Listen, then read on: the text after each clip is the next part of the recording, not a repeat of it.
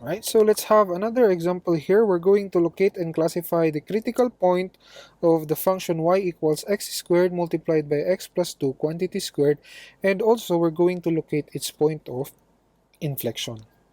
Right, now solving for the first derivative of the given function, this is in the form of u, right? So this is in the form of u multiplied by v. So if we're going to use the formula for that one, y prime is now equal to x squared multiplied by the derivative with respect to x of x plus 2 raised to 2 plus x plus 2 raised to 2 multiplied by the derivative with respect to x of x squared, right? So if we're going to recall the formula for the derivative with respect to x of u over u multiplied by v, this is u dv over dx plus v du over dx, right?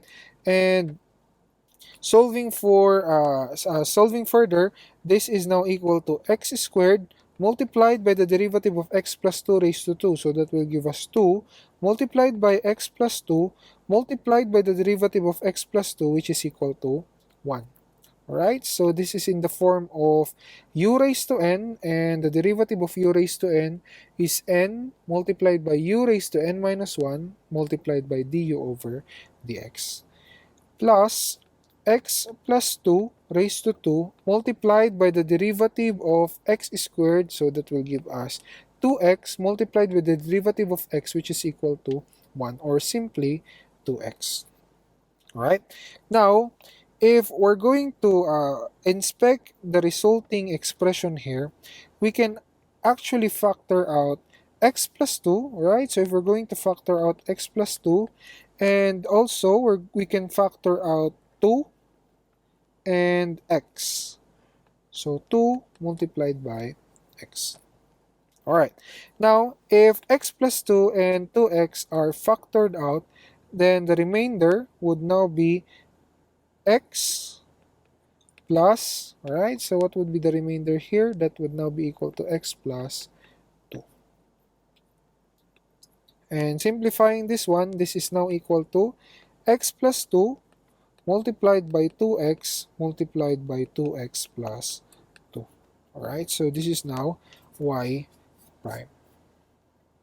Alright, now in solving for the second derivative, since our objective here is to solve for the points of inflection, you can expand this one and then you solve for the second derivative, because it is easier to get the derivative of a polynomial. Alright, so a polynomial with a polynomial expressed in terms rather than a polynomial expressed in factor. Right, so expanding y prime here, we have y prime equals, that would now be, if we're going to multiply x plus 2 with 2x plus 2, so that will give us 2x multiplied by 2x squared plus, alright, so that is 4x plus 2x, so that will give us 6x, and then plus 4.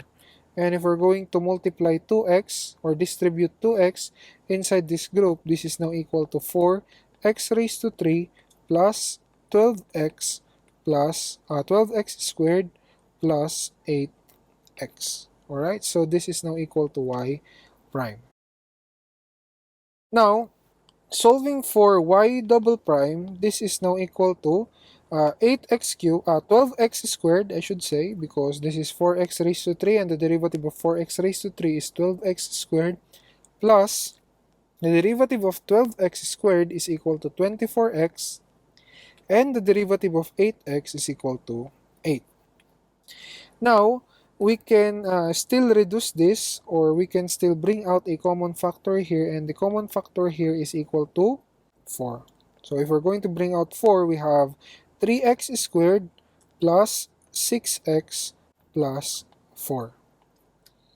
Right? So this is now the second derivative.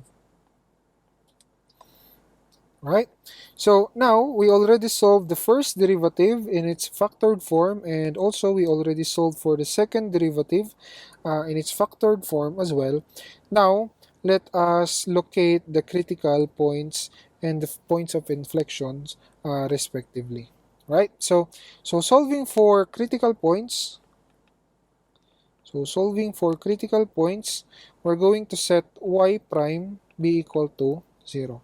So setting y prime to 0, again, y prime is equal to x plus 2, 2x, and 2x plus 2. Now, this can still be reduced to x plus 2 multiplied by 2x multiplied by 2 multiplied by x plus 1. Or this is equal to, right? So if I'm going to put 2x times 2 first here, so we have 4x multiplied by x plus 2 and then x plus 1. So this is now y prime. Now, setting y prime to 0, we have 0 equals 4x, x plus 2 multiplied by x plus 1. And solving for the values of x here, we're going to equate 4x to 0, so that will give us x equals 0, right? So x plus 2, if we're going to equate this one to 0, we have x plus 2 equal to 0, or that is equal to x equals negative 2. And if we're going to equate x plus 1 to uh, 0, then this will give us x equals negative 1.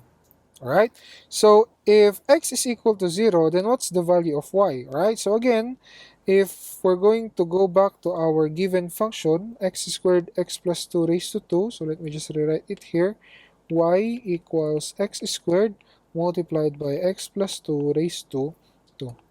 So if x is equal to 0, what is the value of y? Of course, that is also equal to 0.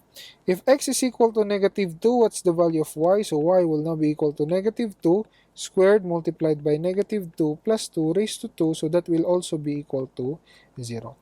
And if x is equal to negative 1, so that is y equals negative 1 raised to 2 multiplied by negative 1 plus 2 raised to 2, so this will give us 1 multiplied by negative 1 plus 2, so this will give us positive 1 raised to 2, so that will give us 1. So 1 times 1 will now be equal to 1. Right? Therefore, our critical points are located at 0, 0, right? So we also have negative 2, 0, and we have negative 1, positive 1. Now, since we already know the location of the critical points, we're now going to classify whether the critical points are maximum or minimum, right? So, since 0, 0, here, let me just again rewrite y prime here. So, y prime is equal to 4x multiplied by x plus 2 multiplied by x plus 1. Alright, so we're going to perform the first derivative test. Alright, so for the point 0, 0, let me just draw a line in here.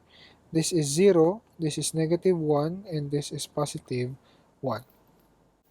Alright, so solving for y prime, if x is equal to negative 1, this is now equal to 4 multiplied by negative 1, negative 1 plus 2, negative 1 plus 1. Alright, so we have negative 1 plus 1 here, so this will give us 0 multiplied by any number, so this is now y prime is now equal to 0. Alright, so since y prime is now equal to 0, therefore, this point is also a critical point, or this value of x is also a critical point. So we're just going to substitute a value in between, alright, so in between negative 1 and 0. So if we're going to substitute a value which is negative 0.5 here, right? So this will now be 0.5, negative 0.5, and negative 0.5. So negative 0.5, negative 0.5, negative 0.5. So if we're going to bring out our calculator here, this will now be 4 multiplied by negative 0.5 multiplied by negative 0.5 plus 2 multiplied by negative 0.5 plus 1. Right? So the value is negative 1.5, and this is a negative y prime, meaning the slope the slope at x equals negative 0.5 is a negative slope. Right? How about if x Now, we can substitute x equals 1 here because we do not have a value of x equals 1 in the critical point. So, if we're going to substitute x equals 1, we have y prime equals 4 multiplied by 1 multiplied by 1 plus 2 multiplied by 1 plus 1, right? So this will give us 4 times 3, so that will give us 12, times 2, so that will give us 24. And this is a positive y prime, alright? So again, changes from negative to positive of y prime, this means that this critical point, 0, 0, is a minimum point, right? So how about for the second point, negative 2, 0? So if, again, we're going to draw a line in here, and this is negative 2, right? So we're not going to consider negative 1 because negative 1 is a critical point. Now, let me just take x equals negative 1.5. And in here, let us take x equals negative 3, right? So, again, if we're going to solve for y prime, at x equals negative 3, let me just bring out my calculator again in here. So this will now be, let me just write in here input, let me just input here the equation or the expression of y prime. So this is now x plus 2, right? And this is x plus 1. And if I'm going to calculate, if x is equal to negative 3, the value of right, so the value of y prime is negative 24. This is a negative y prime. And if we're going to take x equals negative 1.5, alright, so if we're going to substitute negative 1.5 in this expression of y prime, so this is now negative 1.5, right, so y prime will now be positive 1.5. So again, y prime changes from negative to positive as x increases, so this point is also a minimum point, right? And lastly, the last critical point that we have solved, we have point negative 1 and 1. So if we're going to draw a line in here, right? So this is a portion of the x-axis, so this is negative 1. We're not going to take negative 2 because negative 2 is also a critical point. So let us just take negative 1.5 here, right? So this is negative 0.5. Now, if x is negative 1.5, y prime is equal to positive 1.5. Alright, so we have already solved that one from this portion. So if, let me just calculate this one. So if x is equal to negative 1.5, then y prime is positive 1.5. So this is positive y prime. And if x is negative 0.5, so if I'm going to calculate it here, we have negative 0.5, then y prime, alright, so y prime is negative 1.5. So there is a change in sign from positive to negative, and if the change in sign is from positive to negative, then that means to say that this critical point is a maximum point. Right, so solving for the points of inflection, so solving for point of inflection, we're going to set y double prime be equal to 0. So this will now be 0 equals 4 multiplied by 3x squared plus 6x plus 2. Now, we can still simplify this equation. So we're going to divide both sides by 4. And if we're going to divide both sides by 4, the resulting equation will now be 0 equals 3x squared plus 6x plus 2. Alright?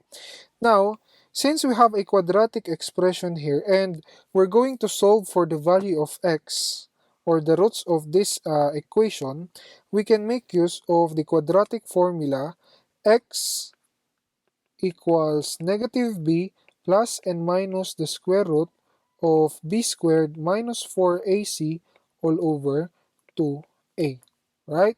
So our a in here is 3, so that's our a, our b is 6, and this is our c, right? So if we're going to use the quadratic formula in solving for the values of x, right? So let me just bring out our calculator here. Okay, so negative b, so negative b, our b is 6 plus, all right, so taking positive of this root, so this is now plus the square root of b squared, so that's 6 squared minus 4 multiplied by a. A is equal to 3, right? So that is 3 multiplied by c, which is equal to 2, all over 2 multiplied by 3, right? So the answer, if we're going to take the positive value of this square root, so x1 is equal to negative 0.4226, right? And if we're going to take the value of the negative of this square root function, so this is now minus, x2 is equal to negative 1.5774. Right? So these are the values of x coordinates uh, of the points of inflection of the function x squared. Right? So take note that the function is x squared x plus 2 raised to 2. Now, solving for the second derivative of this function, we can solve for the points of inflection, and the x coordinates of the points of inflection are this one. Alright?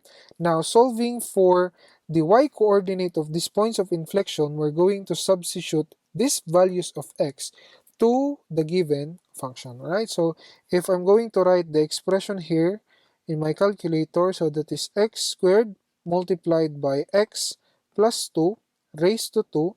So calculate, if x is negative 0.4226, then y is equal to 0.4444. And if x is equal to negative 1.5774, then y is also equal to 0.4444. Alright, so the points of inflection, are located at, let me just rewrite it in this form. So this is now located at negative 0.4226, positive 0.4444, and the other one is located at negative 1.5774 and positive 0.4444.